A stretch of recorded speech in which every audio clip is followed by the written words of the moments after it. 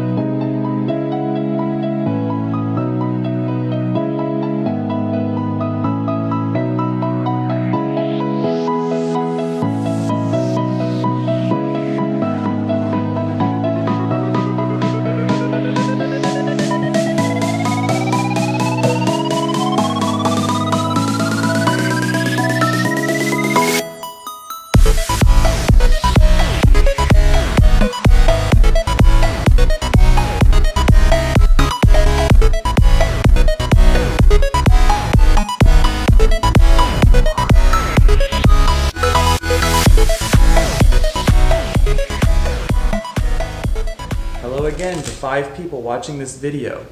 Who wants to learn a completely impractical color change you can pretty much only do on Instagram? This is the looking glass change. This is my girlfriend's favorite thing in the world, and I can never do it live. The way I do it if I'm doing it on Instagram is I'll spread the deck, show a card in the middle, in this case the King of Spades, square the deck up, and then by just taking my hand and making a little looking glass, I can bring it down and show the king that was supposed to be in the middle, but really it's the 6. We're going to learn an easier version of that because the version I do involves a cover pass, which is for hardcore magicians. Now maybe you are a hardcore magician, and one day I hope to post a bunch of my takes on the pass. As those of you who follow me know, I'm a huge fan of the pass. But I kind of want this to be accessible for everybody. I want my first few videos to be for even beginner magicians.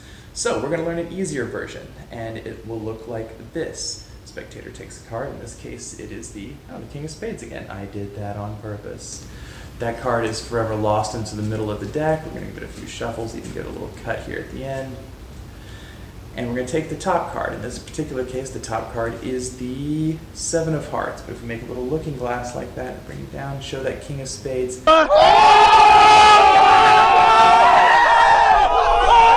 For that version, we use a control called the Mahatma control. How that works is the spectator takes a card, in this case the 6 of diamonds. That card is reinserted back into the middle, and we're going to acquire a pinky break, just like that.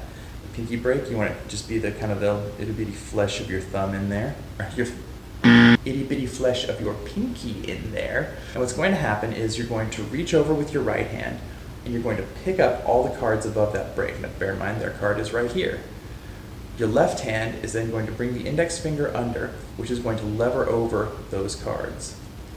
This hand is then going to take its index finger, rotate away from you, and you're going to come over and just do this kind of shuffle.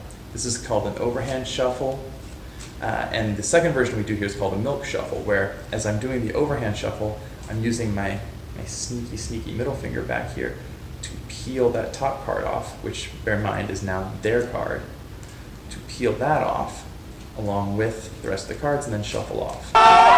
So let's run through that again just for redundancy's sake. Card is selected, in this case the 5 of Spades. As we reassemble the deck, we get our pinky break in there. Now for the pinky break, not only do you want just kind of the flesh of the pinky in there, and the further back in the cards, the better. If your pinky break is halfway up, it's going to be really hard to cover that break. So I try to get my pinky break as close to that corner as possible. Now from the front, you want just a little bit of pressure, either from your thumb pressing down or from your index finger pushing up, and that's going to help cover that break. We're going to come over with our right hand, pick up above the break, Our left index finger is going to rotate that pack over. The right index finger is going to rotate this, and we're going to shuffle those off. This moves their card to the top of the deck. Now, if we want to add another little wrinkle in there, we do a milk shuffle, where we pull that top card down as we shuffle off that bottom pack, and then shuffle off the rest of the cards, which keeps their card on top. Now, the fake cut I did there at the end. Allergies! So for that fake cut I did, we're going to hold the deck, and right hand is called biddle grip. We're coming over the top with our middle finger and ring finger. Our thumb is going to be in the back here, so we just hold it like this. That frees up the index finger to lift up a packet of cards. And you'll notice you don't even really have to exert force to swing it over, like it just kind of does that automatically. How we normally complete a swing cut, once we get this up, we pinch with the thumb and not really even the index finger. You'll see there, my index finger isn't really touching the cards. It's more just pinched against the hand with the thumb. And once you're in that position, if you relax your hand, it just kind of goes back into mechanics grip very, very naturally. So, and then we just drop the other half on top. That's normally how we complete a swing cut. But for the fake one, we're going to go through the first motion, and then just like with the Mahatma control, this index finger is going to lever this pack over. This hand is going to lever this pack away, and you're just going to drop it on the other side. Now, what you notice, I'll leave this card face up to show you. There's the top pack, right? There's the top card, this is the bottom pack. Once we rotate this over and drop the bottom pack back where it was, we've completed a false cut. It's one of those things, you'd be amazed, the more you do magic, how easy it is to fool people. And this is one of those moves that every time I do it, I think to myself, there's no way I'm going to get away with this again, and then you do every time. So just learn how to be comfortable feeling dirty. So now we've got their card on top. Let's imagine it's the Ace of Hearts. We're going to do our fake cut, and then we can get into a double lift. So the double lift I prefer to use is what is called a pinky count double lift. Pinky count, you take your pinky back here, and you count off 2 cards, like that. So a few tips for the pinky count. 1, knowing the technique is not enough. It uses muscles in your left pinky you're not used to using, and so part of it is just building strength in those muscles. A good way to do that is to turn the deck over on the face. Now, don't start with a queen, start with something like do aces, 3s, and 4s. I see a 3, so I'm going to try and pinky count 3 cards. There's 3. Another tip for the pinky count, when you're new to magic, what you tend to want to do is death grip the cards because you're so afraid of dropping them. 1, that's bad. Don't do that. Try to keep as relaxed a grip as possible. Relaxed, there's my Arkansas heritage coming through.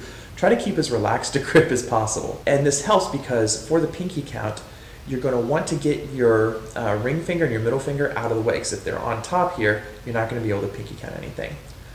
Third tip, get your pinky far back. I try to do my pinky count from the corner. The more up the deck you move with your pinky, the harder it is going to be to get that count. So with your middle finger and ring finger out of the way, we're going to pinky count just like that. And you're just pulling down and letting those cards pop out. They will form naturally into a break with your pinky. Now, as you build strength, you'll be able to move up to the 5s, 6s, all the way up to the kings and beyond. Last time I checked, I can pinky count easily more than half the deck. But it's about building up the strength, and it just takes time. Don't feel bad if you don't get that initially. Building muscle takes time. Building skill takes time. Just stick to it, and you will get it, I promise. So once we have their card on top, a new top card, probably the 50th new top card in this video. Their new top card is the 6 of clubs. We're going to pinky count 2 cards. That is going to let us come over with our finger and press it against that as we push off with our thumb. Our middle finger then comes underneath and we turn that over. So the goal here is, if you're turning over a single card, it looks like that. See, there's their top card. You want to make your double lift look as close to that as you can. There are a gajillion different ways to do a double lift, but anytime you can make your magic look like you're doing nothing, that's the way to go. Unless you're doing something overt, like an obnoxious series of color changes. So we do our double lift. Now bear in mind, their card was the top card, so it's going to be face up under this card now. For those of you who know the Cardini change, this is very, very similar. So the Cardini change is accomplished by taking the left index finger, and even the ring finger if you want the extra support, and just learning how to pull one card off like that. That's it. Just like that. And so once you get that, you can drop this other hand in and change it. Now, there's a gajillion tutorials teaching Cardini change. Eventually I'll probably do one of my own because every tutorial magic channel teaches the Cardini change. But for our purposes, we're going to do something a little different. Rather than doing this change with our hand like that, we are going to come up, we're going to show the looking glass, and we're going to bring the hand palm to the camera like this. And what that's going to do is it's going to let us pull this aside as that hand is there. And that's going to let you get that over the pip of that card.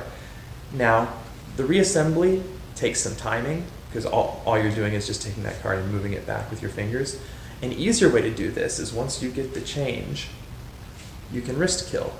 Wrist kill means you're using your wrist to turn the dirty part away from the spectator's eyes. That makes the reassembly a whole lot easier. So there you go, there's the looking glass change.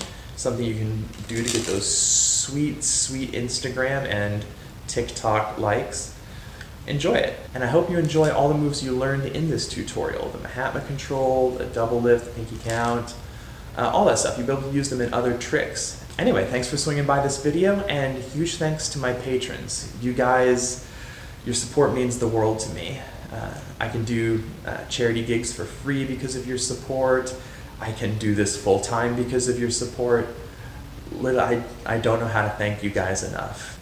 And I really hope that posting these tutorials for other beginner magicians out there, and eventually intermediate and advanced magicians, is some way to give back to magic, which has given so much to me, and to you guys for your support. But anyway, thanks again. I'll see you guys next Friday for another video. Bye.